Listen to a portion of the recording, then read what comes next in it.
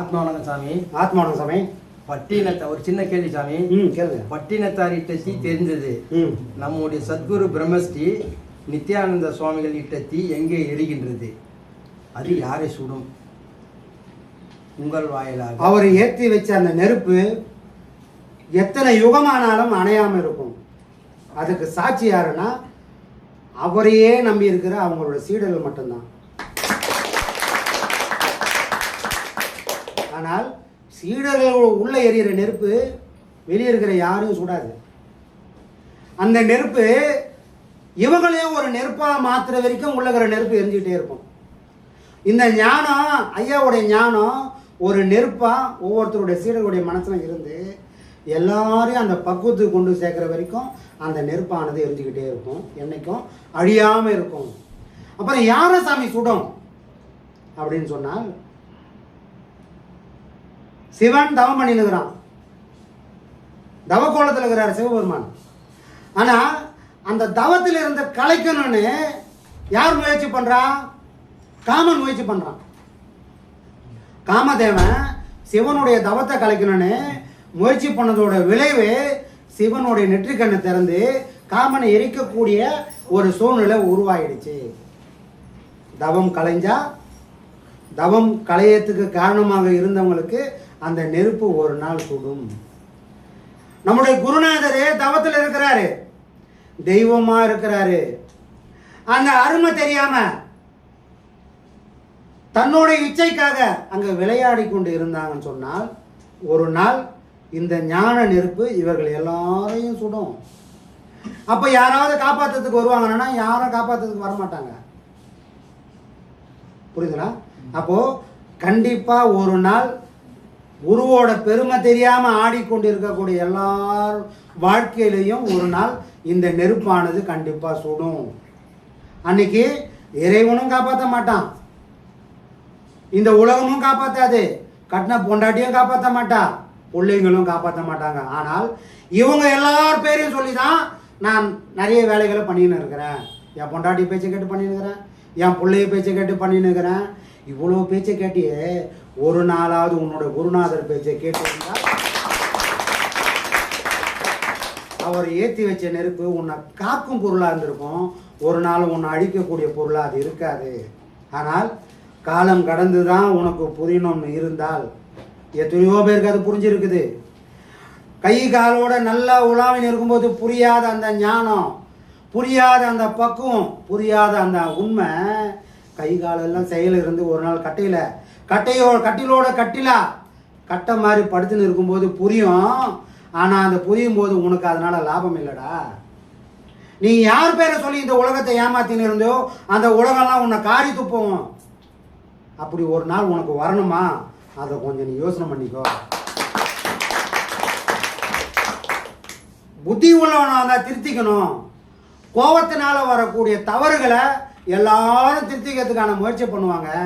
ஆனால் அகம்பாவத்தினால கோபம் வந்ததுன்னா, அகம்பாவத்தினால செயல் வந்ததுன்னா அது என்றைக்குமே திருத்த முடியாத தவறுகளாக போய் நின்றுடும்.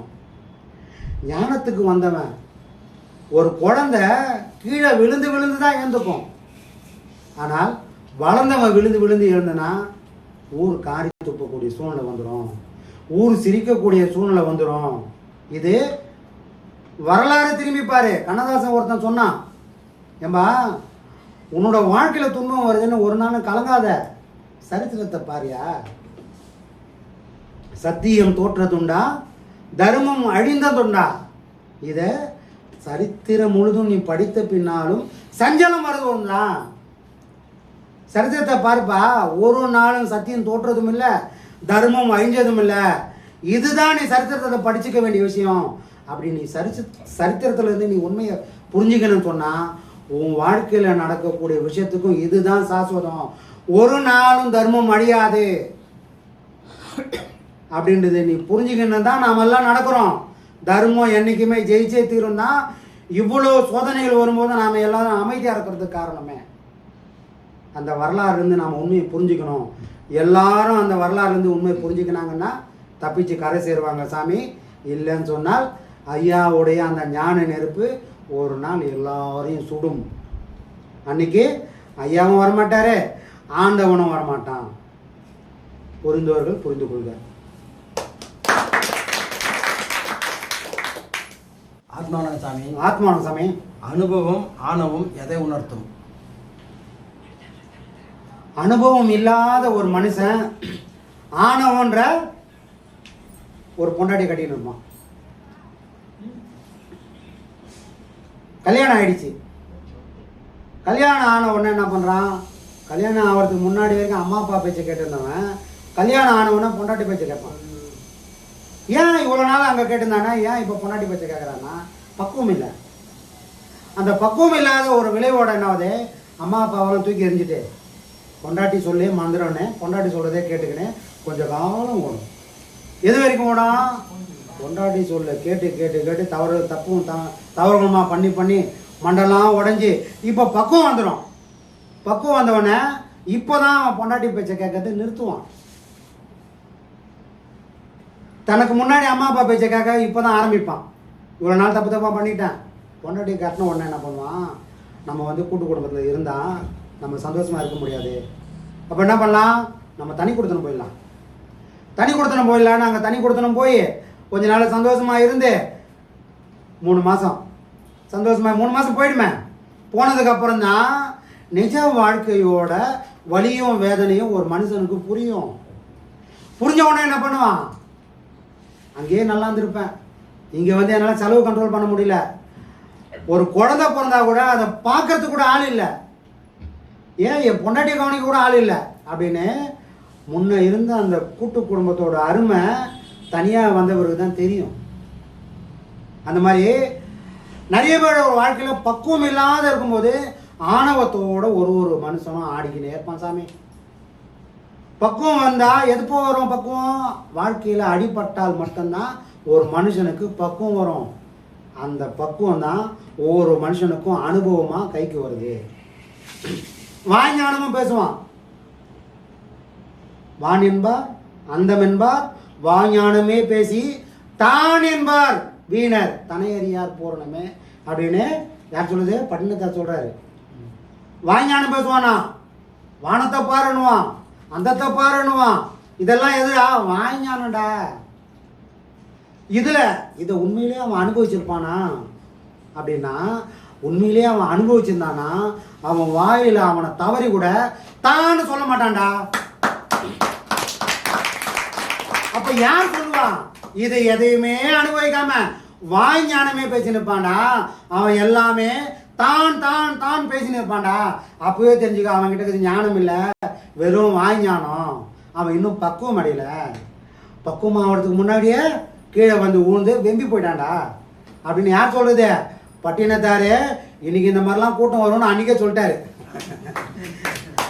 தான் என்பார் அந்தம் என்பார் வாய்ஞானமே பேசி தான் என்பார் வீணர்ன்றாரு.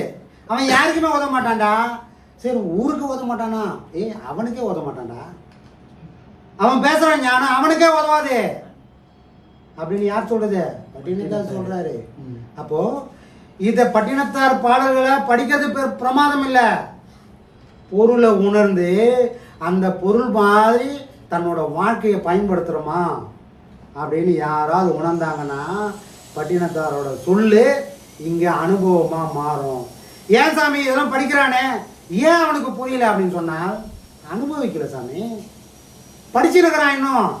அந்த படித்ததோட விளைவு என்ன வரும் தெரியுங்களா? யாராவது கேள்வி கேட்கும்போது கூட சொல்லுவான், நான் அதை படிக்கலைங்க,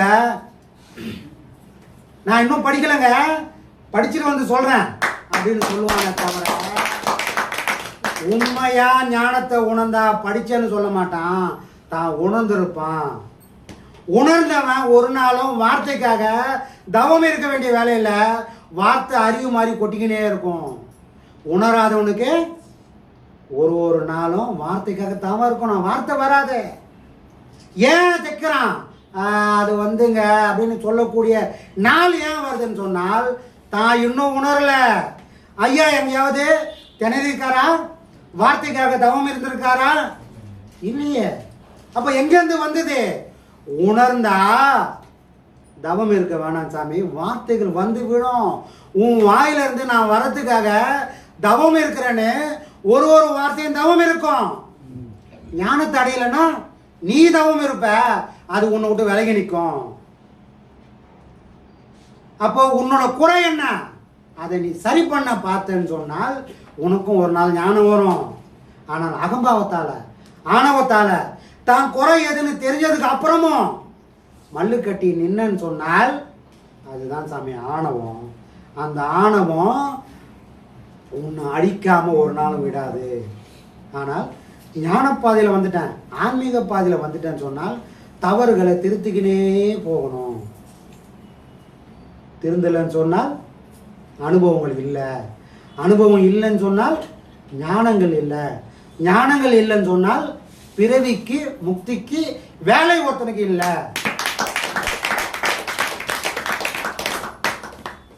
லகான் கோழி முட்டை பொரிக்குமா சாமி? நாட்டுக்கோழி போற எல்லா முட்டையும் பொரிக்கும். புரியுதுங்களா? அந்த போல உனக்குள்ள அந்த ஞானம்ன்ற கருவு இருந்தால் ஆணவம் அகம்பாவம் வார்த்தையிலேயே வராது சாமி. அகத்தின் அழகு முகத்துல தெரியும். சரி, முகம் அசிங்கமாகுது, மேக்கப் போட்டு அழகா பண்ணிக்கலாம். உள்ளகிறவன் யார் என்று சொல்லக்கூடிய ஒரு வாசல் இருக்கு தெரியுங்களா? நீ சொல்லக்கூடிய வார்த்தைகள் தான் உள்ள இருக்கிறவன் யாருன்றத காட்டி கொடுக்கக்கூடிய வாசல். அப்போ வார்த்தையில ஆணவம், வார்த்தையில அகம்பாவம், நான் என்ற கர்வம் ஒரு மனுஷனுக்கு வந்ததுன்னா அது இன்னும் பக்குவமாகல, வெம்பிக்கினே இருக்குதுன்னு அர்த்தம். வெம்பிக்கினே இருந்தால் அது சாப்பிட்றதுக்கு உதவாத ஒரு பொருளாக போய் முடிஞ்சிடும். அப்போ பக்குவம் வேணும்னா அனுபவம் வேணும். மற்றதெல்லாம் அகம்பாவத்திலையும் ஆணவத்திலையும் ஒரு நாள் அழிஞ்சு வீணா போயிடும். யாருக்கும் உதவாது, தனக்கும் உதவாத போயிடும். சரிங்களா சாமி? இதுதான் அனுபவத்துக்கும் ஆணவத்துக்கும் உள்ள அடிப்படை வித்தியாசம். நிறைய பேரோட பாதை தெரியாம போய் வரதே கிடையாது.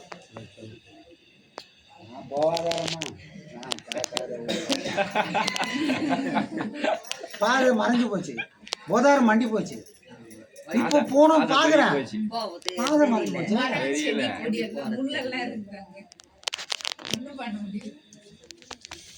காலமே எழுந்து 4 கட்டு அறுப்பேரு 40 கட்டு கூட அறுக்க சொல்ல, 4 கட்டாவது அற. ஏன் அதை சொன்னாங்கன்னா, நீ அதை கூட அறுக்காம விட்டுட்டுன்னு வச்சுக்க, உனக்கு கோரை இருக்குதுன்னு உனக்கு தெரியாது.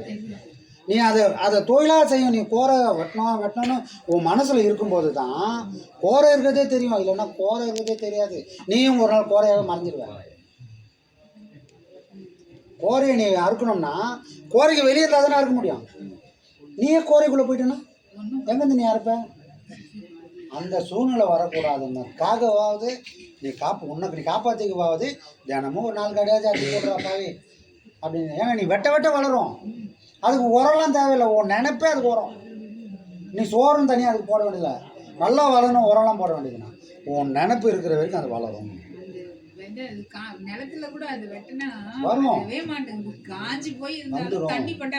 அதுக்கு நீ வெட்டிக்கினே இருக்கணும். அப்பதான் அந்த இடம் வளராமல் உன்னை மூடாதாச்சும் பார்த்துக்கோ. இல்லைன்னா நாளைக்கு உன்னையே மூடிடும். அப்புறம் நீ ஆசைப்பட்டாலும் வெட்ட முடியாதுண்ணா. புரியுதா?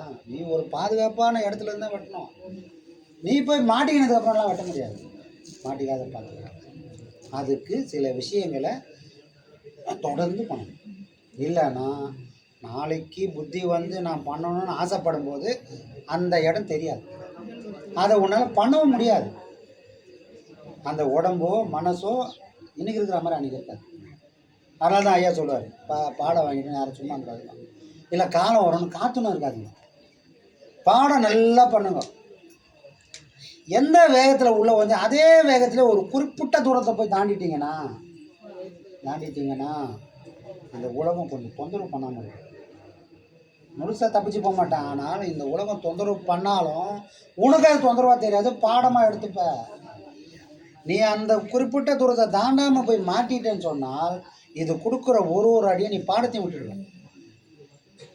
அதனால் பிள்ளைக்கு கல்யாணம் பண்ணும், பேரம் பேத்தி எத்து பண்ணி வரலாம் அப்படின்னு நினச்சிட்டோம்னா எல்லாமே அடைஞ்சிடுவேன். கடைசி வரைக்கும் இதை அடையவே முடியாது.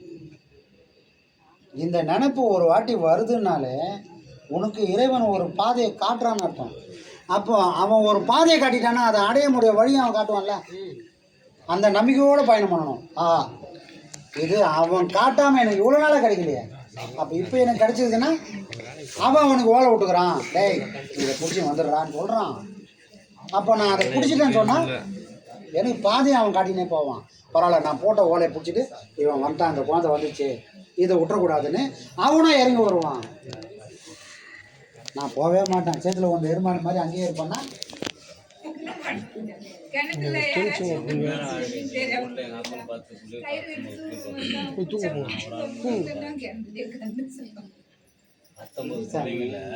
நான் தான் கடைசி பிள்ளை. என் மூத்தவங்க இருக்காங்க, பேர பிள்ளை இருக்கு, எல்லாம் இருக்காங்க, எவ்வளவுமே கிடையாது.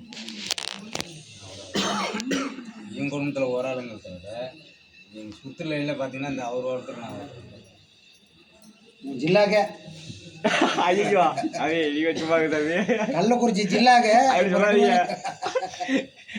சொல்லிடுறோம்பா. சாமி இதுக்கு என்ன பயமா இருக்குது, திருட போகிறேன். அயனுக்கு ஏன்னு கேட்டீங்கன்னா கொடுப்பேன் இதை தான் அயனுக்கு அவரை பெருமையா சொல்ல சும்மாவே ஆடுது மனசு. ஐயோட வீடியோ அவரை பெருமையா பார்த்துக்கிறேன். சொல்ல ஐயோட